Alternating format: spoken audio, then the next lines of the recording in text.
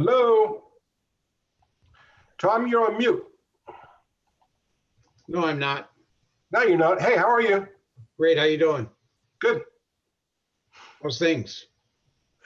Busy. How's that new grandbaby? Oh, she's adorable. Yeah. Yeah, it's so much fun.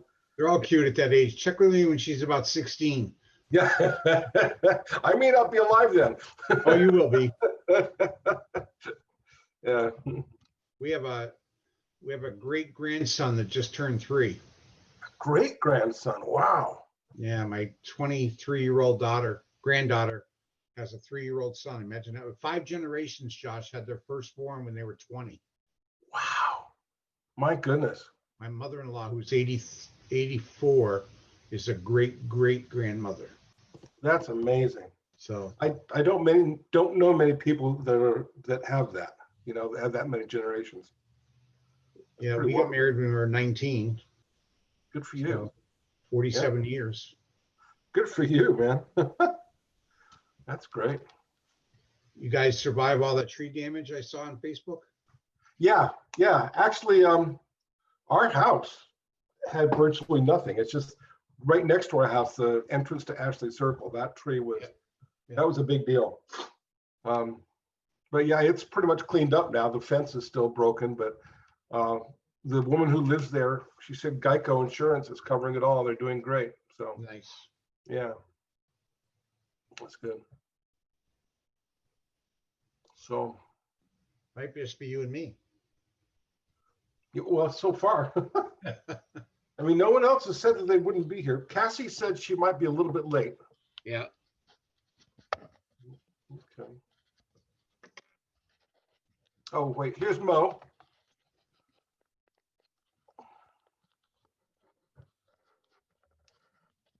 Good afternoon, Mo. Wait, she's just coming in now. Hello, Mo. You're on mute. There you go. How are you?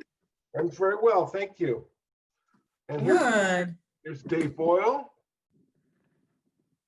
Hi, Tom.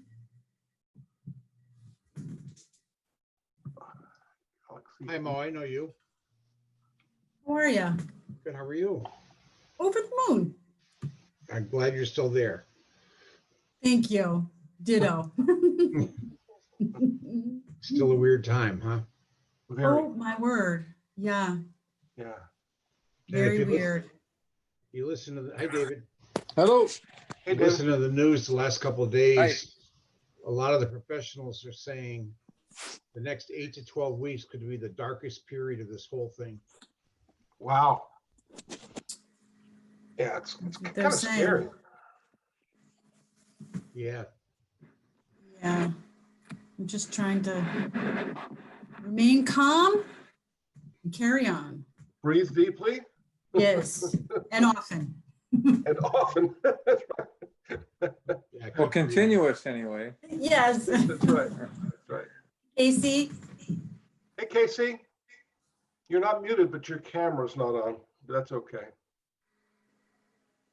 Yeah, we're already making alternative plans for the holidays. I'm not getting any volume. We're not, Oh, we can Mike hear and I you are now. staying low. Yeah. Yep. It's just going to be the two of us. Just the two of us. Have you seen?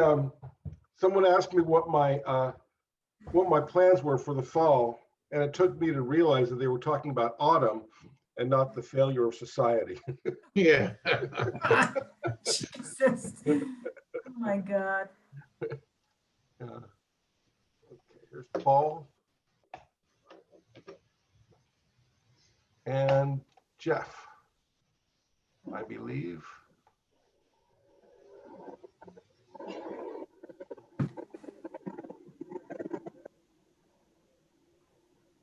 So I think I'll probably be taking notes today too. Why am I not getting any volume? We can hear you. You can't hear us. Jeff, ever since the No, but I should be able to hear them. I should be able to hear them. Jeff, you there? I'm here, yeah. I've been wondering ever since I've seen you on a variety of meetings. Did you like swear off the barber shop ever since the pandemic hit? Yeah. Looks good, Jeff. That's why I'm wearing a hat though. So I think I just need to bite the bullet and get in there. Probably your high school look. Actually, I went and bought one of those little clippers, but my hair is pretty simple and straightforward, and there's not much of it. So, Yeah, Well, does know mine. what size bowl to use, right, Josh? yeah, right.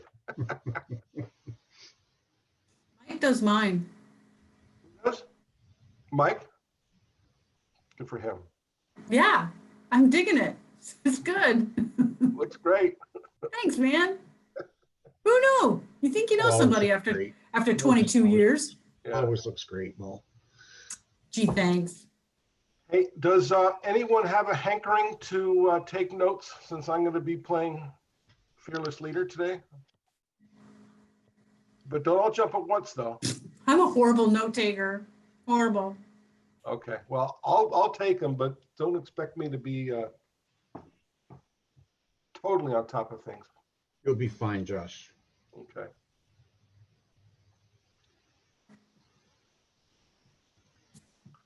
Who are we waiting? Probably not anyone.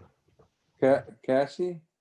Oh yeah, Cassie said she'd be a little bit late, but she said she would be here. Is that, and then Paul's here, or he was here. Yeah, he's here. He's on mute. Okay, that's fine. Okay, let me bring up the minutes just a sec. I have the agenda, but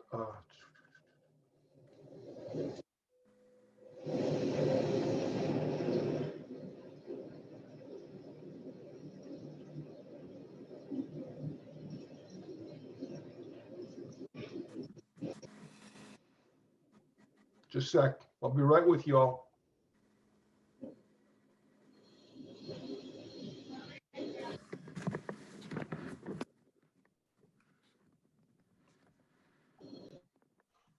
Jeff, what have you been doing in your spare time? We've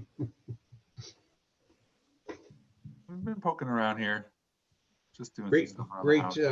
great video on Ferry Street, the last one. Thanks.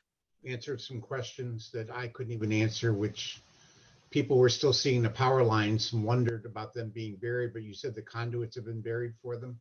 Yeah, I was out there. They did the final paving yesterday. It looks awesome out there. And well, I was trying to get a video of a tractor trailer truck going through. I've seen it. I just wanted to get it on video. Yeah. I saw one today. He was going pretty fast, so I guess it's okay. Well, there's like two directions. So if you're coming from O'Neill, like Lovefield, and you're just going through, it's actually very easy. And then if you're No, coming he was down, going the other way. yeah, if you're coming down Pleasant and in, you know, the thing that we're gonna have some more updates tomorrow, but that middle island is gonna get like a thermoplastic. It's gonna get a covering of like this brick, kind of like covering, but it's entirely functioning as designed. I mean, the back of a trailer goes over it. That's how it's designed. In a car, just really, unless you're either making a mistake or looking for a joyride. Cars are not going to try to go over it. Yeah. Okay, I'm going to start this.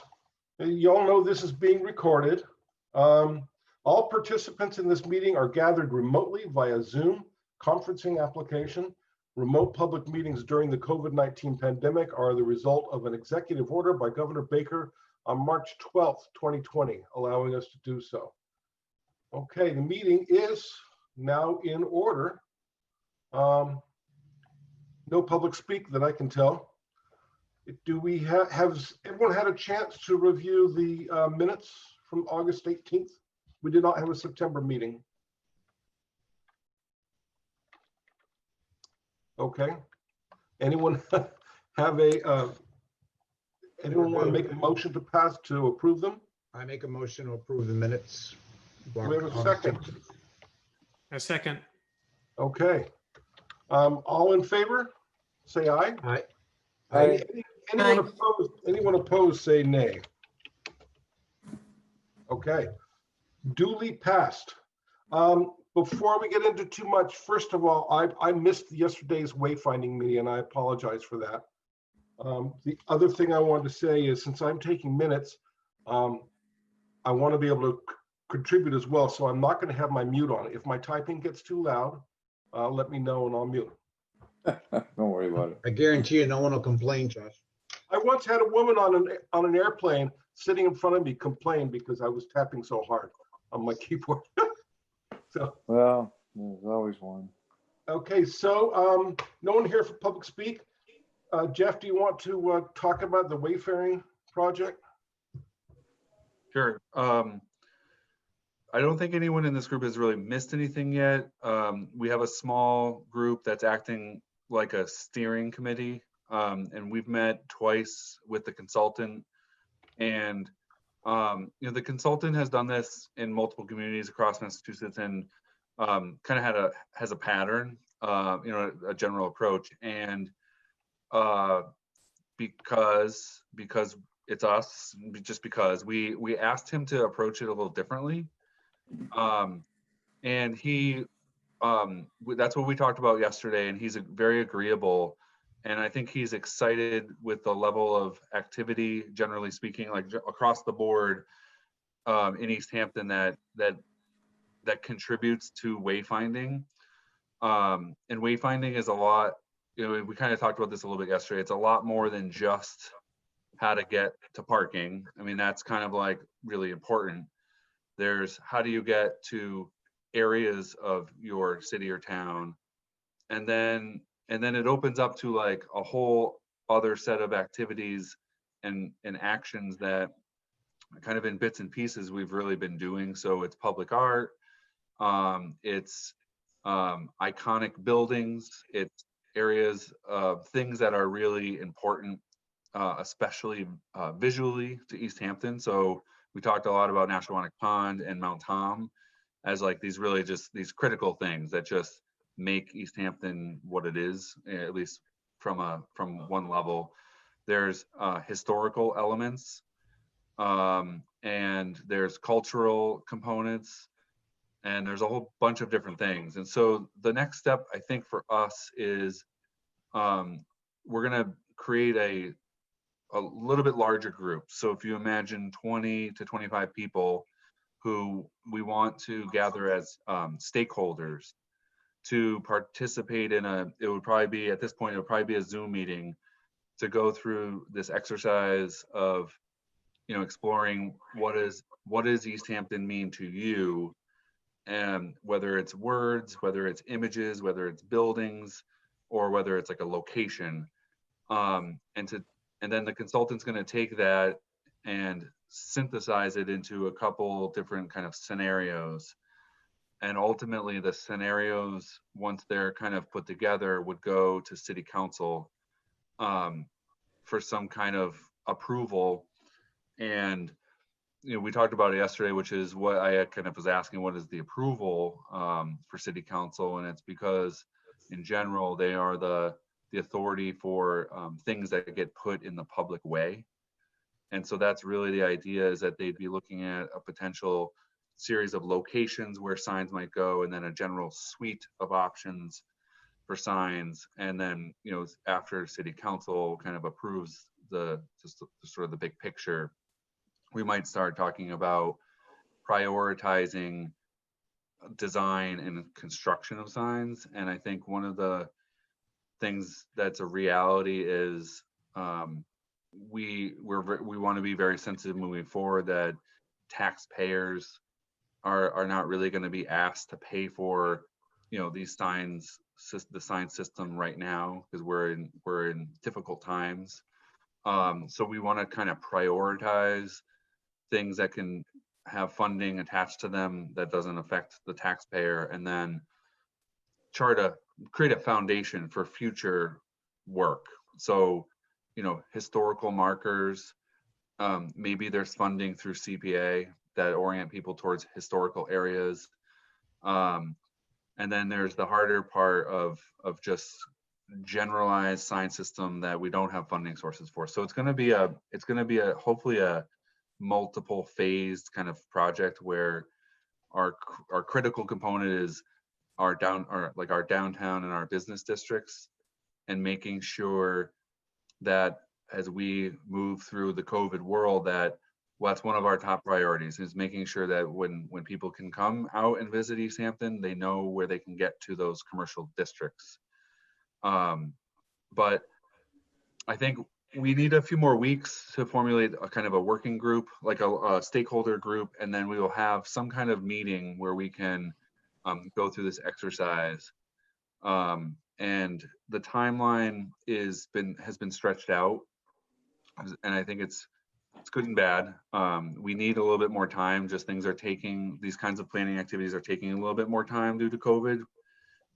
So the consultant is looking at like spring, probably for sort of final kind of bringing this to council. So there's a lot to unpack. I'm skipping a lot of the real nitty-gritty details, but the consultant who has worked in many communities thinks that Easthampton has done a lot, and it's kind of taking all the pieces and figuring out how do you make it a little bit more cohesive, and kind of package it up a little bit, so to speak. So I'm sure if there's questions, I'm happy to answer questions, but that's kind of a general update. So Jeff, in the end, there would be a series of these signs that would be placed strategically throughout the city? That's generally the idea, and it's a trickle down effect. So if you are arriving by automobile, there's a series of signs that would get you oriented by auto.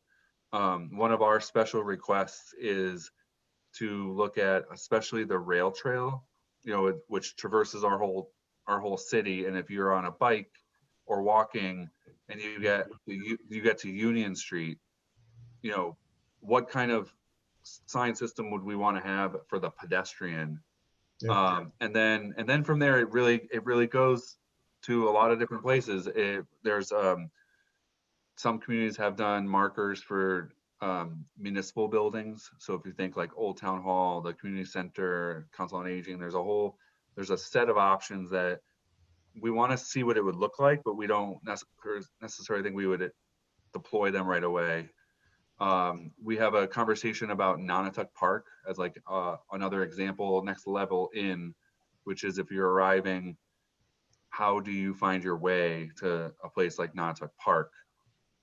It's just really, that's been identified as an important feature, that if you're not from Easthampton, you try to find Nonotuck, you're either getting lost or you're doing it on a device, and it doesn't have to be that way. So yeah, Tom, you're right. Yes, it's going to be, there's like the strategic locations, and then there's a little bit of the branding, which I do think is actually probably the hardest part, is if you wanted to direct people to like the Mill District, then is there an icon? Is there like a mill building that becomes the background for like the Mill District? So that is part of the exercise that we do need to come up with some potential icons that we can use to get people oriented. Great. Cool. Anyone else have any other things on that, on the wayfinding project? Okay. Chris has joined. Chris, I'm sorry, I had no idea how long you were up there waiting to be admitted. But About 10 minutes, but it's good. All good. I'm here now. Okay, my apologies. So the next thing on the docket is the proposed housing development on Loudville. I put drive here, but it's Loudville Road. Are you all aware of, I'm sure Jeff you are, but there are some people who want to build a complex of about 16, I think it's 8 buildings, 2 of them and all of them are duplex plus 1 house. And some of the neighbors are adamantly against it. And I think they had a recent meeting in town about it. Jeff, am I right with that? And if so, what were the results? The planning board has had probably 3 hearings so far, so it's towards the end of the potential process. The last, not, I can't declare it's the last meeting. The next meeting is November 10th. And it's been a very well reviewed project. There's a couple elements to it that have been, you know, points of contention, I guess. One is really that Loudville Road definitely has like 0 multifamily units, almost no duplexes.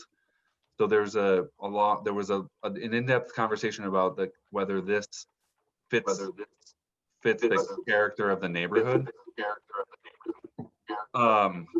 As one that's a giant bucket of complexities. I'm getting a weird echo. I don't know if it's. Can everyone go on mute if they're not talking? Please. Actually, I can mute people. That might have been it. Sorry, it might have been Casey. Sorry. It was just really the echo. It kills me. The other is that it's, you know, it backs up to the Broad Brook, so it's like a stream, and it's got, you know, it's a very natural area, and so the issue of tree removal and kind of changes to the land were kind of like the other really important discussion piece. I think that the planning board has been doing a good job of weighing the concerns and the benefits of the development. But it's really one of these projects where I do not know the outcome. You know, I don't, and we think that November 10th would be when the planning board might cast a vote. And with a special permit, you know, the 5 members get the vote. It needs 4 members to vote in favor. That means one person could vote against it, but if two planning board members vote against it, then it gets denied because it doesn't achieve the majority. Wasn't that changed? Didn't Charlie Baker change the supermajority, or is that still out there? It's still out there. There's what David's talking about is there's this global idea that the majority requirement should be changed. But then it's up to each municipality to go in and then change their voting requirements. So we're still we require that supermajority. Well, I asked Josh to put this on the agenda, you know, and you know, and I'm very sensitive to the neighborhood, but I know that EDIC could write a letter of support. But I'm a little disappointed in the planning board and the city continually taking I think more than neutral stand on these things. I didn't like the comments that didn't fit the character of the neighborhood. Those comments are really without merit. I know you can drive by and you'll see those single family houses, but the zoning map is in that area, and the plans were designed to our zoning ordinances. And I think it's time for the planning board to start saying that when a good planner comes in and designs something that fits our ordinances, that they shouldn't be so defensive about it and like in a kind of a begging attitude. I mean, another thing too is people need to understand, if we're going to really try to improve social justice, we gotta knock off this little bit of this NIMBYs, which I know is everywhere. And I know NIMBYs is left and right, Democratic and Republican. It's the one thing where we're not divisive. We're basically selfish in general. And it's just kind of frustrating. I know that land as well as anything else. I know the family putting it behind it. And it's really crap, the abuse they are taking by some of the people and the nitpicking. And I wish the planning board or maybe some of our verbiage in our documents could be a little bit more pro development, you know, understanding, you know, we have climate change, we need to protect the environment, understand that the devil's in the details. But if we're going to turn down projects, then we are not a social justice community. The one thing I would say, can you guys hear me? Yeah, Yes. we hear you. Is that it's the not in my backyard thing, which just seems to be prevalent in a lot of procedures that go on. And the Parsons Street project dragged out, and people were so up in arms about, low-income housing on Parsons Street, and then it looks amazing. So, same thing. It's a zoning issue, and if it's zoned for that very issue, then the builder should be able to go in there. I see it too often where people support ideas, but then when it's in their neighborhood, they're so adamant that it doesn't go there. And it's sort of like, well, then why did we do the master plan? Why did we go through all these, discussions to say where things cannot happen? And then immediately it's like, it's not conforming because there's no other duplexes. Bums me out. I was coming Good at point. it, Jeff, from a little bit different angle than Dave's, which I was looking at it a little bit more globally. And again, I don't know the specifics of any of these projects, but it sounds like a lot of them are looking at placing development where the zoning allows it. So I think of, the Northampton Street project. I know there's some zoning stuff going on there. Loudville Road, the one that was on Colonial Avenue, I think it was either Colonial or Plymouth, the Dunkin' Donuts. If we as a community are going to fight growth, then no one has the right to complain about their taxes, because new growth is the only way we're going to stabilize prices and taxes. And it seems like every time there's an opportunity to benefit the community as a whole with new tax growth, everybody's going to fight it because nobody wants it near them. I don't know what's going to happen when the Fedor property potentially gets developed on South Main Street. There's already been comments out on social media about we ought to save that for open space. That's great, but then let's not complain about our taxes, because the cost of everything in the city keeps going up. And if we don't increase our base and growth, so I agree with everything they've said about the NIMBYism. I just wish the discussion, and I know, Jeff, it's a rock and a hard place. I wish the criticism or discussion towards you and or the planning board could be shut down a lot sooner. If in fact, so Dunkin' Donuts, for example, if that's zone business and they've met all the criteria, why are we still talking about it? They should be under construction. Agreed. Yeah, I agree. Nobody really cares about the zoning until they look at the zoning. And I think that's really the problem. People have to familiarize themselves before they go all NIMBY, because this is stuff that we could take care of proactively. And we did. We all agreed as a city on the things that are happening here. And so I'm with you, Tom. Okay.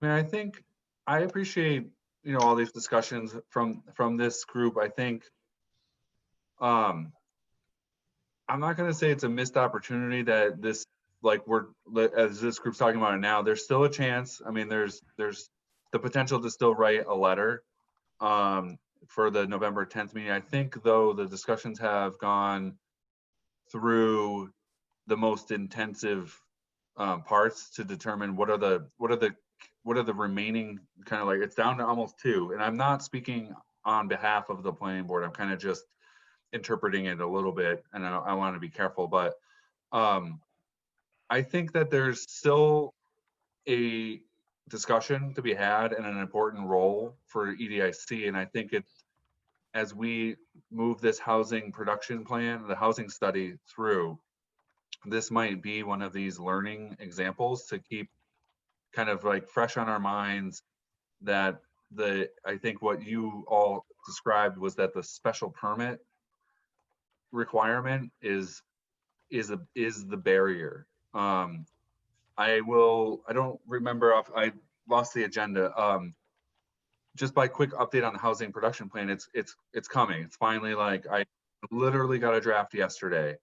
So it's not something exactly turnkey that I can just immediately send it out, but it's coming. I have the draft. But for example, I think one of the findings that I skimmed through while we were just talking is, the Loudville Road project has no affordable housing. It's all market rate condominiums. But so if you take your affordable housing hat and put it on, which is what this first part of this study is all about, affordable housing, the recommendation is to make projects with affordable housing by right. So it would take out the special permit process, which is what I think you just described was kind of gets people entangled a little bit, and make it by right, which still requires planning board process, but it takes out this risk of denial. And then as we shift into the market rate, so when we start talking about things like accessory dwelling units or just multifamily in general, condominiums, then I think that's where we have this discussion about trying hard to remove barriers, because I think that's kind of what you described. It was the special permit process is the barrier. So I think that November 10th will be pretty interesting if the board makes a vote, and to understand how that vote, what the vote was. And then regardless, even if it is a yes, I think learning from those discussions a little bit, and understanding how it's kind of risky for a developer to come forward with a project under special permit, because this has gone on for a while, it's been expensive, and right up until November 10th, it's unknown whether it'll have the approval. So Well, I appreciate that, and I understand, you know, the special permit process, but sometimes it's the flavor. I mean, the planning board has to have a little bit more decisiveness. You know, I can't tell them how to think, obviously, and they are individuals, but you know, if they're gonna hide behind regulations, then they don't deserve to be on the planning board. You know, they need to be leaders. This is our community, and they're the ones that are, you know, are we going to be growth community or not? I mean, I don't want to throw out regulations. That's not my idea at all. I really want to protect safety. I want to protect the environment, but the project is a good project, and people who are nervous about approving it are hanging their hat in the supermajority, and it's a little bit, you know, it's just like Northampton. You know, they want to protect indigenous people, but they're putting a roundabout over a sacred site. You know, are we going to follow our words or not? I mean, I think No. I think we need to start being more. Are we going to do it or are we not?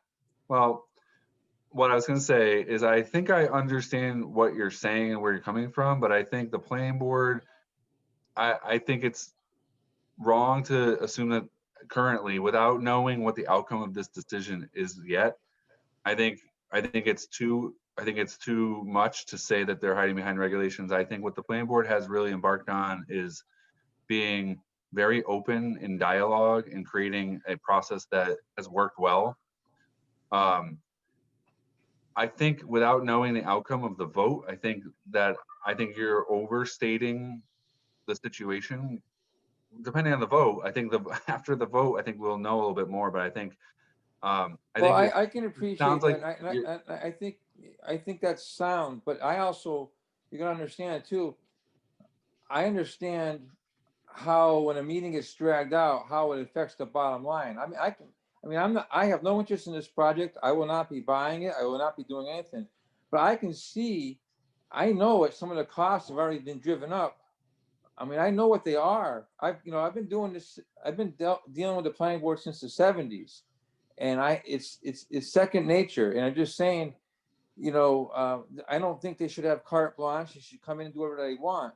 But, and I understand the difficulty of Zoom meetings. You know, if we had the in-person meetings, it might have taken a month earlier for sure. I understand that, and I appreciate that.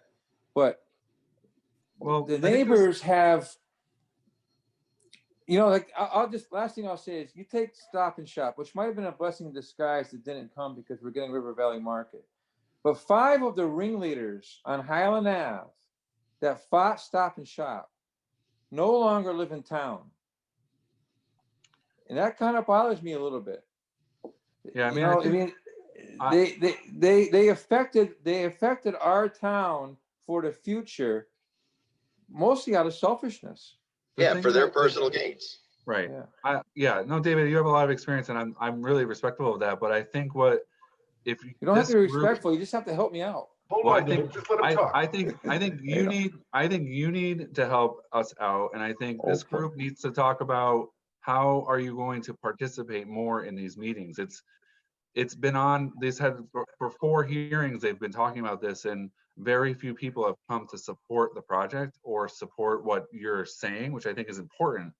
But I think EDIC to take a more proactive stance to be potentially coming to a couple of these meetings, I think is going to be where you might actually find more effectiveness to help find the positive elements of these projects. So same thing with Duncan. There are not people arriving at these meetings to speak in favor of the project.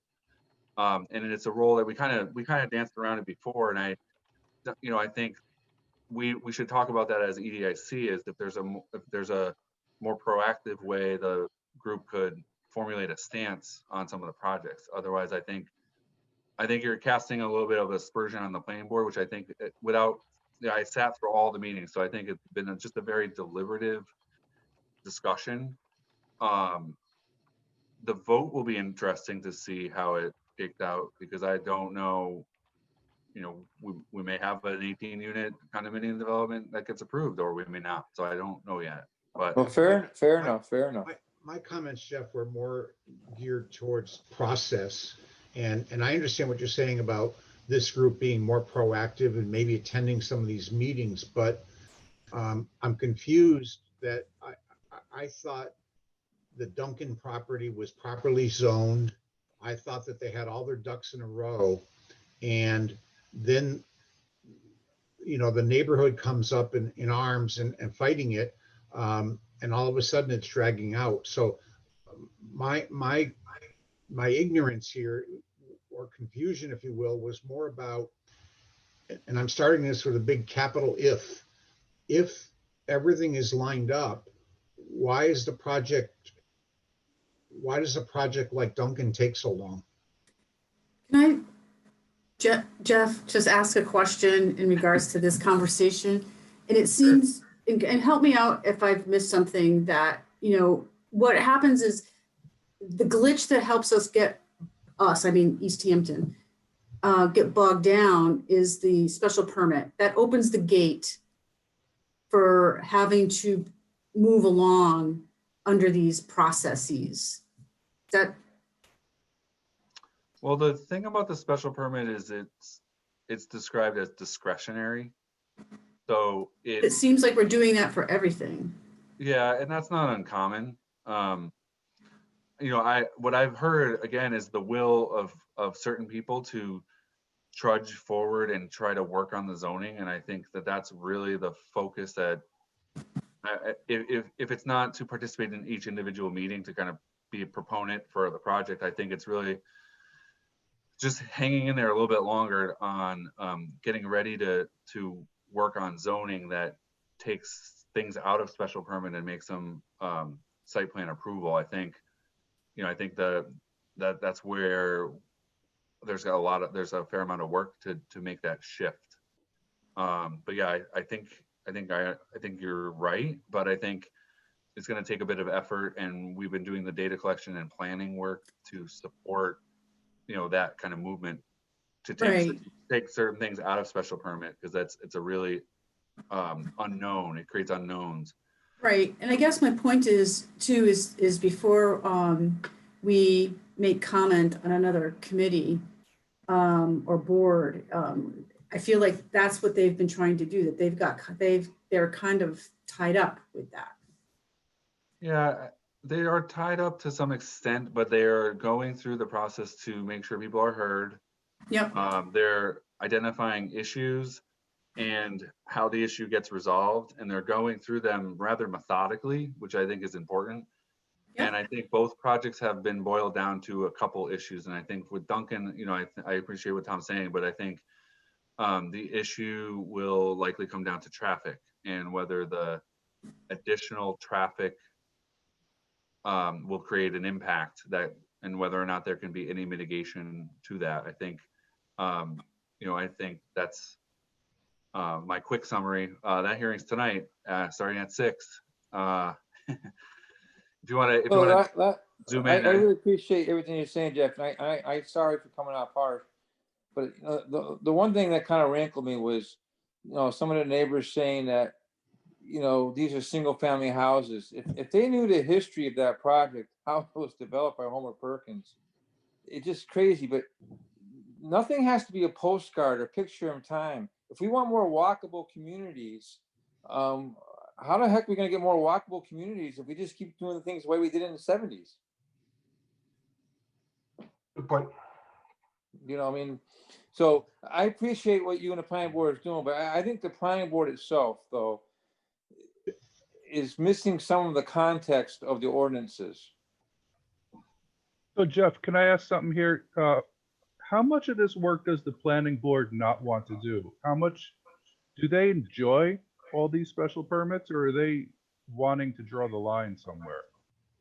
And maybe we can get together on that somewhere. Good point. I'm not sure everyone's nodding their heads, but I'm not sure I understood the question. I mean, the planning board gets all this stuff kicked up to them because of special permits, but I'm sure that there's a point where they're like, this is not worthy of coming before the board. And what is that point or set of points? Yeah, no, it's a good question. I mean, I can't speak for the whole planning board. The planning board is made up of, it's actually 6 people, but 5 get the vote. So it's not a universal, just like one planning board. I think that there are people on there. I think what I think my answer is that, we have the downtown strategic plan, which is going to request some zoning changes, and we have the kind of the methodology, the data to support that. So that's definitely something that we as a community need to push that. And I think the housing study, which should be it should start to present itself soon, it's going to start to show that if we want to build more housing, we need to make some changes. So we need to formulate the group, and I think it's either EDIC or kind of city council who starts to just bring that discussion forward and say, we as a community need to look at our zoning and start to make these changes. And then the planning board, it is automatically part of that process. So whether they would initiate it, I think it's tough because you might think that they're the initiator, but they're also the arbitrator. So it's a little bit of 2 roles that don't necessarily play well. But if there's a proposal to start looking at zoning, then that's when they start looking at it. So a little bit of a real roundabout answer there, but I think people need to initiate these discussions. Starts at city council, then it goes to the ordinance subcommittee, and then the planning board. Then that's when the discussions really start to take shape. That seems like an appropriate EDIC. What's the word I'm looking for? I don't want to use charge. Charge, yeah, okay. Charge, yeah. Yeah, I think that's what we talked about all along. I think In support of our fellow committee and board members, Yeah, it's just taking a little while longer to get this housing study lifted off. That was the idea, is that you would have data and information to support bringing amendments forward that might make it easier, to take away some of these barriers. We're getting close. Okay. You're doing great, Jeff. Yeah. Thank you very much. I know I'm okay with David. I'm okay with, it's just, I'm sensitive to the board members. They have a job to do, and they've been doing it. They've been doing their job. And I think I just don't want to feel like they're being discredited. They're spending countless hours on these projects, not because they want to keep dragging them out, but it's just the projects right now are complicated. So, and Jeff, I think your point though, that if there are people who are having some real problems or issues with how the planning board is operating, then by all means they should go to the meeting and voice their concern. especially for projects, yes. I think the project, like commenting on projects that's one of the things that there's a couple of these projects are not really balanced. There's a lot of people who are opposing the projects for various reasons, and there's never, like, the people who support the project don't often come to the meeting. So, and I don't think that means that the planning board would not find the balance on their own, but it's not the first thing that they don't just jump right out and say the response. It has to kind of work through the process a little bit. But I think the balance, Jeff, and I'm not talking about the planning, I'm going back to my global position. I'm not picking on the planning board. I'm talking about the city of Easthampton. The balance should be, the leveling factor should always be the need for new growth in Easthampton. So if that's top of mind, the need for new growth, let me hear the arguments against the new growth.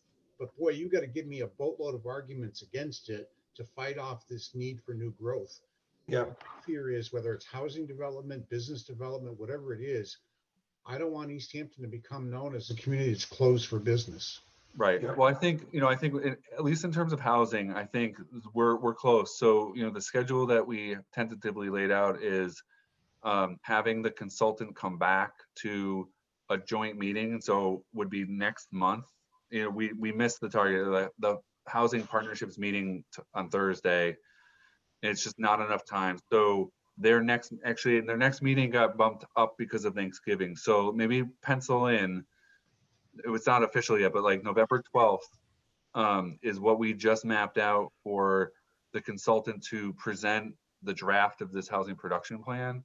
And then my goal is to get it to council probably either December, their first or second meeting in December.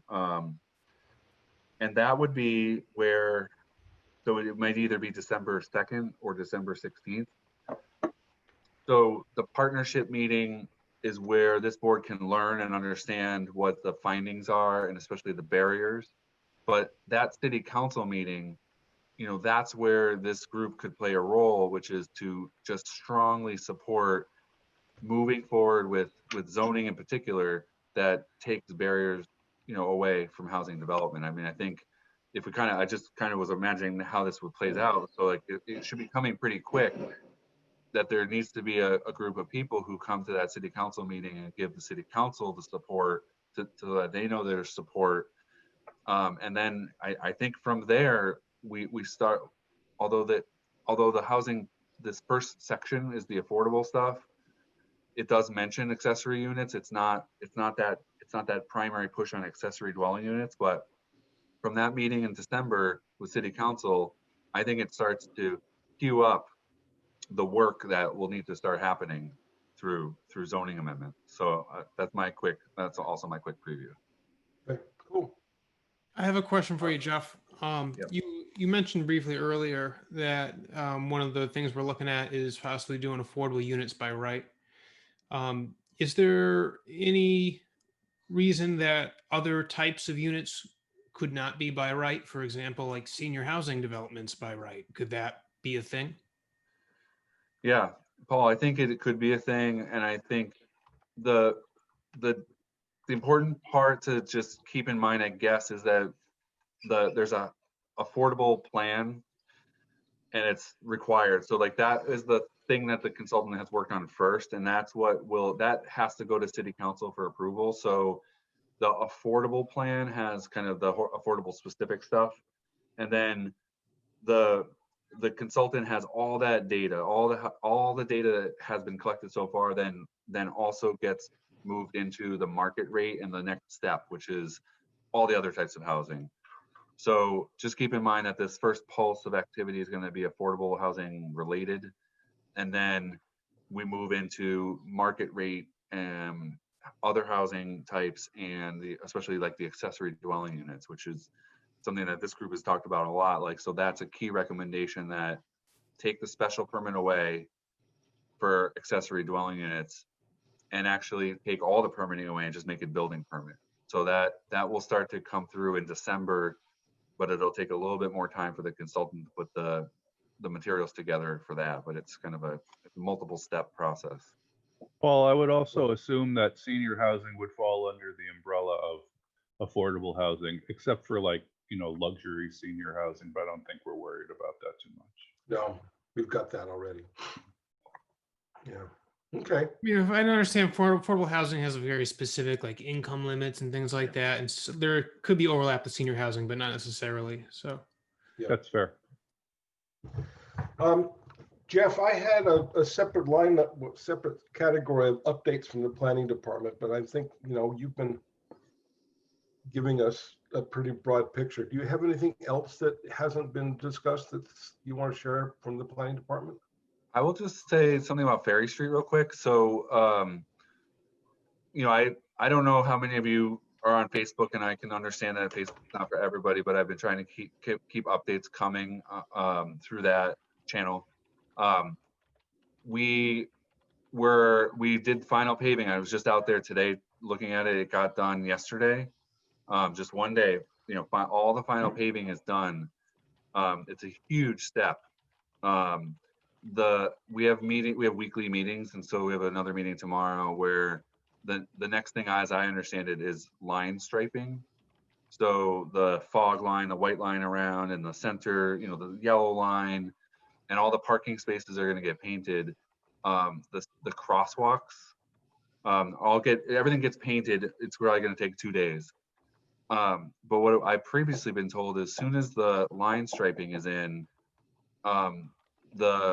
there's those rapid flashing beacons, there's the signs that flash and the buttons. So as soon as the line striping is done, and as soon as there's one more set of beacons that need to get installed, as soon as those things are done, then we're talking about opening Ferry Street. So that was, that's where we had forecasted opening the street by the first week in November. So I'll know more tomorrow, but I think we are still on track for opening Ferry Street sometime the first week in November, if not before. So the important messaging part is, like what Tom said, there's still the utility poles, things like benches and landscaping, and even the actual, maybe it's some of the lighting fixtures. A couple of those things are still going to trickle in, but as soon as we can, we're going to open the road. So I'm just excited because we're very close. That's great. Jeff, you should have Mo get her big scissors out. You ought to have a ribbon cutting for that. Absolutely. We've talked about it. We've talked about it. It might just be like that the road opens first, and then we circle back to doing something, because we're trying to coordinate something with the actual private development too. Okay. So that is hopeful. That's a hopeful goal, that we're going to do something for like a Let celebration. me know, Jeff. That's without a doubt. Okay. So that's about it. Jeff, yeah. And your Facebook updates have been great, by the way. Yes. I've really enjoyed them. They're fun to make. My daughter is the camera person. Great. But I am just astounded. Like, most of them get, like, I have the information be in the back end to see how many people are reached. And that's why I keep doing them, because especially the Ferry Street ones, I think everyone loves that project, or maybe some people hate it, but 7,000 people have been reached. Nice. Like the last video. Wow. Yeah. And so that's why I just keep doing it, because I'm really cognizant that some people are not getting the information, and I understand that, but like some majority of people are getting it. So it's good. Is there any chance you go on Instagram? I've heard of that. Yes, we're not yet, but I should just do it. You should, because it's for people who don't like toxic Facebook. I know. Jeff, any or scared of Facebook. any movement on the Patel development on Cottage Street? Not that I'm aware of. We continue to ask. What development did you say, Tom?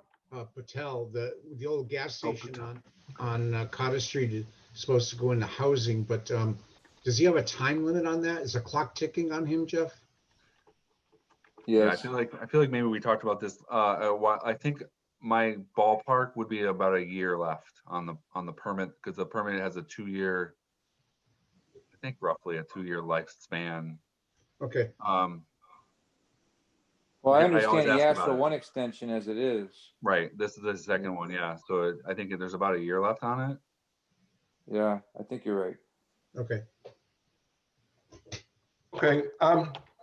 The only thing I have left was talking about the proposed cannabis retailer on Northampton Street.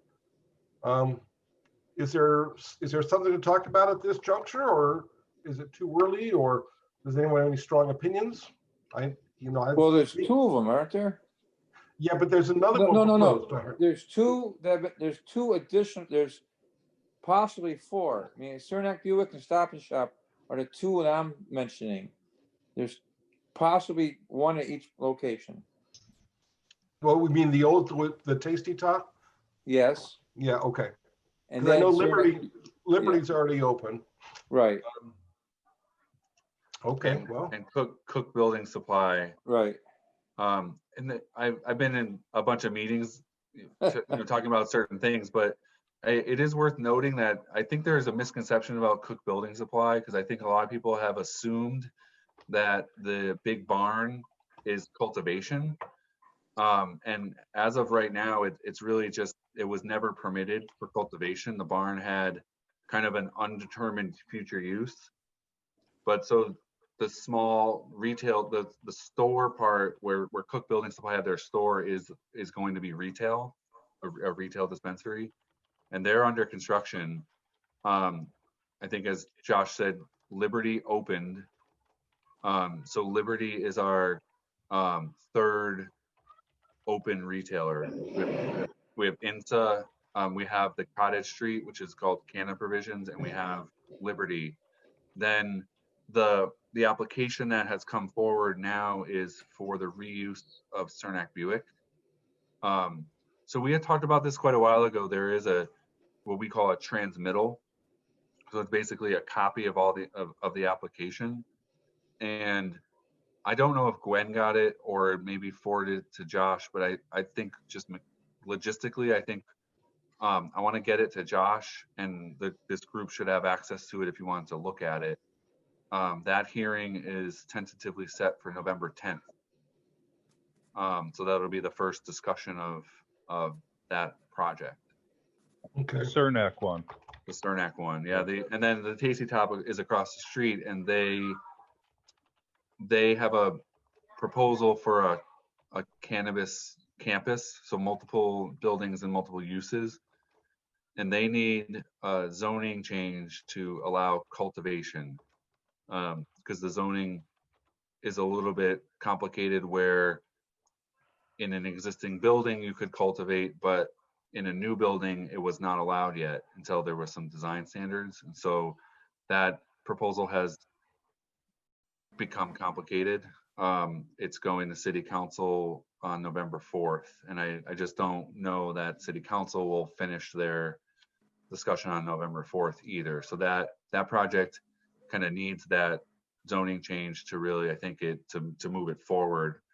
So that's a little bit, but they are proposing retail there too. So that's. I have a question about this particular business, and I went to UMass in the 70s. I lived at the Drake on Pleasant Street in Amherst. But doesn't it seem like one for every 4,000 is a lot of cannabis retailers?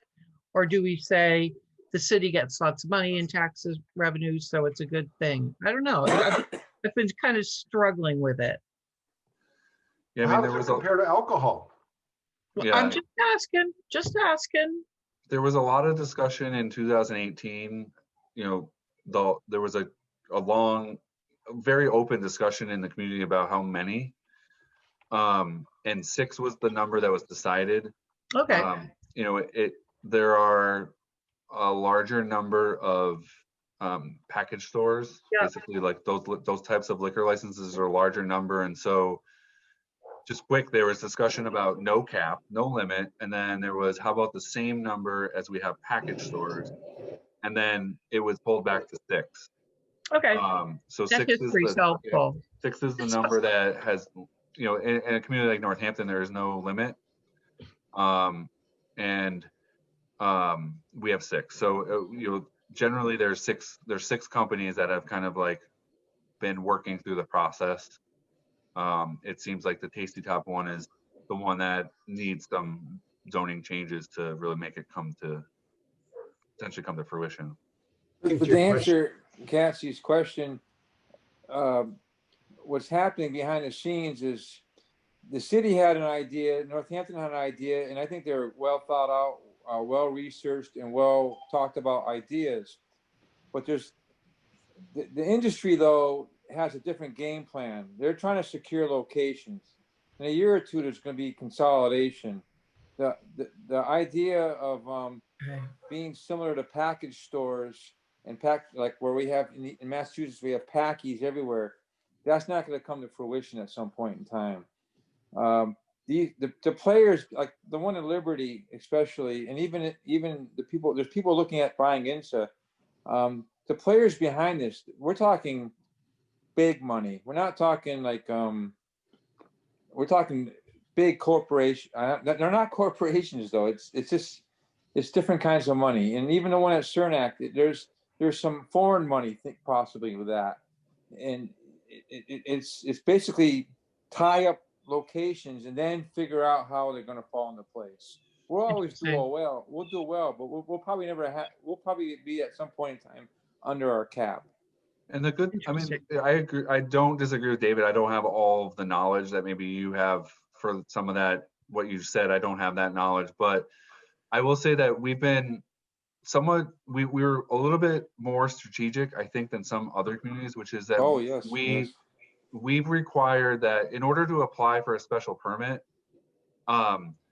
which is that's we can issue 6 special permits. So, but before you can apply for a special permit, the entity has to apply at the Cannabis Control Commission with all of their rigorous information on ownership and money and financials, and the Cannabis Control Commission has to determine it to be complete, so that the entity is really interested, like they're really pursuing this location for real, and then they can apply for the special permit. Other communities I've witnessed just get planning board like applications for special permits, or people are leasing sites without any sort of expected process to be occurring, and so that's where they're scooping up real estate and just holding it.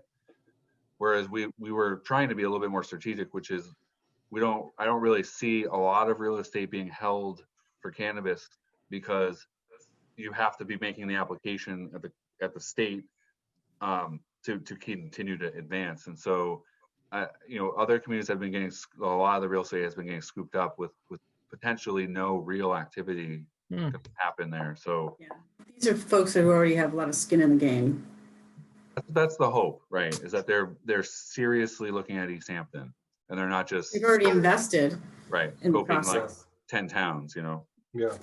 I think Cassie, to your point too, we may have the ability to have 6 in Easthampton, but I'm guessing that 10 years from now there won't be 6, because it's going to be like anything else. It's going to be, what will the market bear? Yeah, like tattoo parlors. Yeah, exactly. And tattoo parlors, or I likened it to comic book stores. We had 3 or 4 in Easthampton at one point. Today there's 1. So it's going to be what the market will support. Yeah. I'm kind of guessing in a population of 16,000, they're not going to support 6 at the end of the day. Just a gut feeling. Yeah. Yeah. Thanks for the history, you guys. Yep. It's hard to be an old fart. Okay.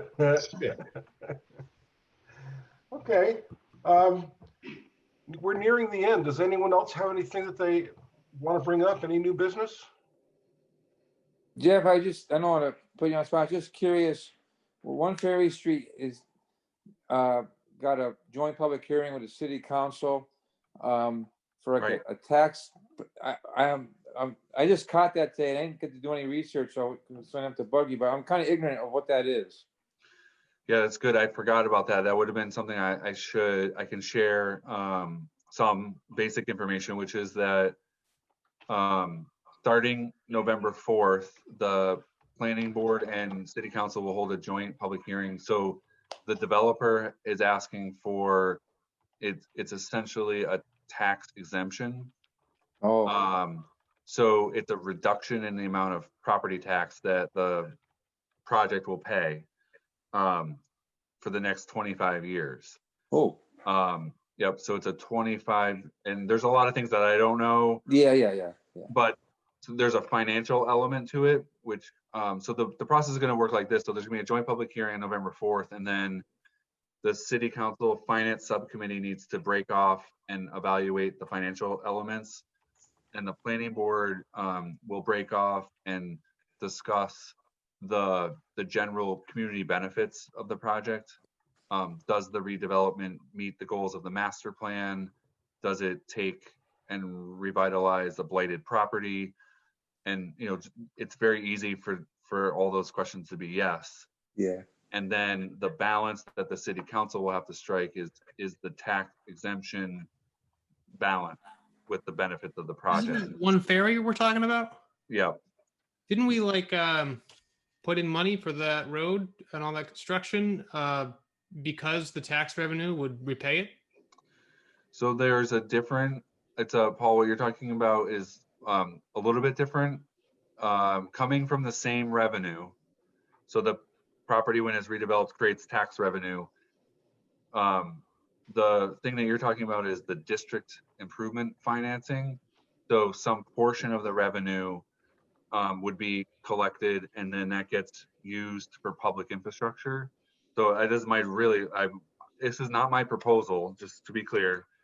The developer will be doing the presentation on November 4th, but if there's this much tax revenue to be generated over time, like some portion would be taken for public infrastructure, and then this is really rudimentary, but some other portion would be taken for his tax break benefit, and then there would be some tax revenue that would still come to the city.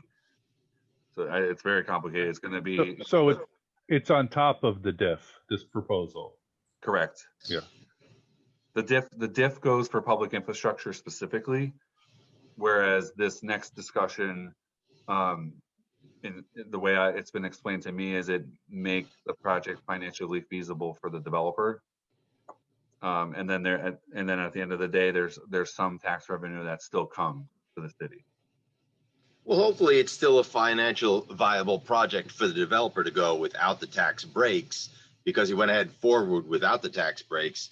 And it's what Tom was talking about. City sort of having new growth is to add more tax dollars to help for the growth of the city. So, you know what I mean? I'm sure it's a complicated situation, but I'd hate for the city just to be doing the Amazon thing and saying, oh, they'll get tax credits for all the jobs they're creating, but yet they're largely profitable and the city doesn't collect the tax on it. So I'm sure it's complicated. Yeah, and it's at the beginning of the discussion. So yeah, I think, that it may be something to pay attention to in terms of this group, to be aware first and foremost, but maybe be involved in helping people understand if there is a benefit to the project that warrants some tax exemption.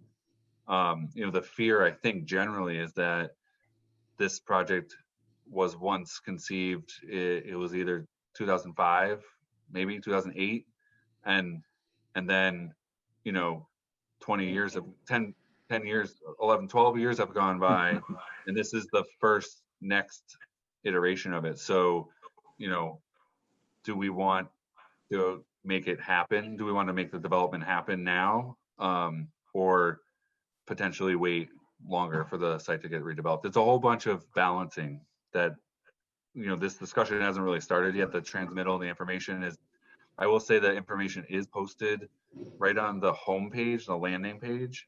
The first page you land on, the 121A is what it's called. That's the Mass General Law.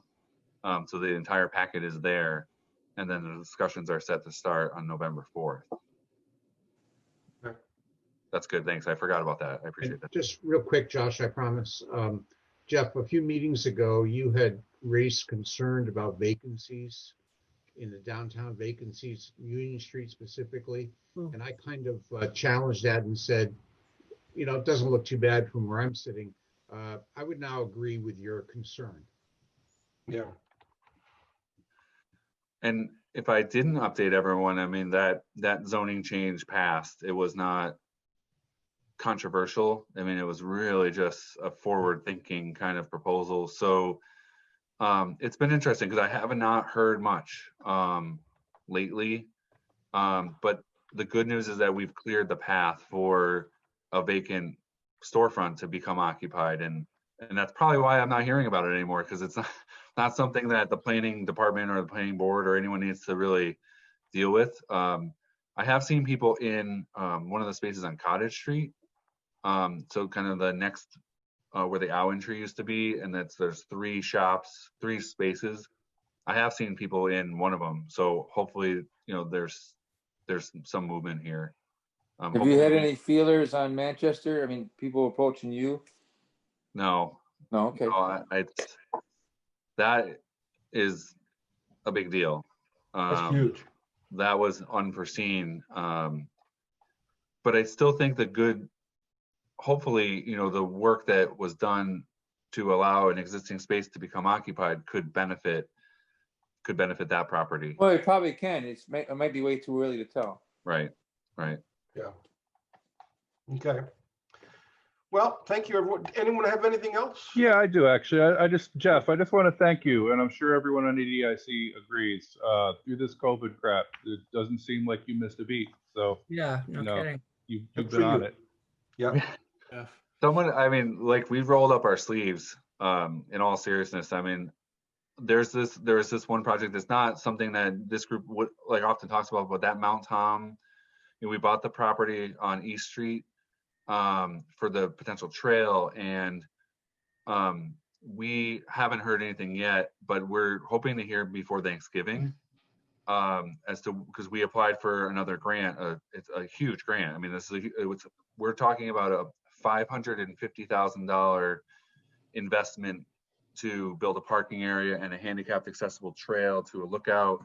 My fingers are crossed that our hard work during COVID will hopefully have put us at an advantage. Like if other communities stopped kind of doing work, maybe because they had to, but we doubled down, and I'm hoping that that's like an example of where we just kept going. We went to a virtual meeting, we gathered our input, we kept the consultants working.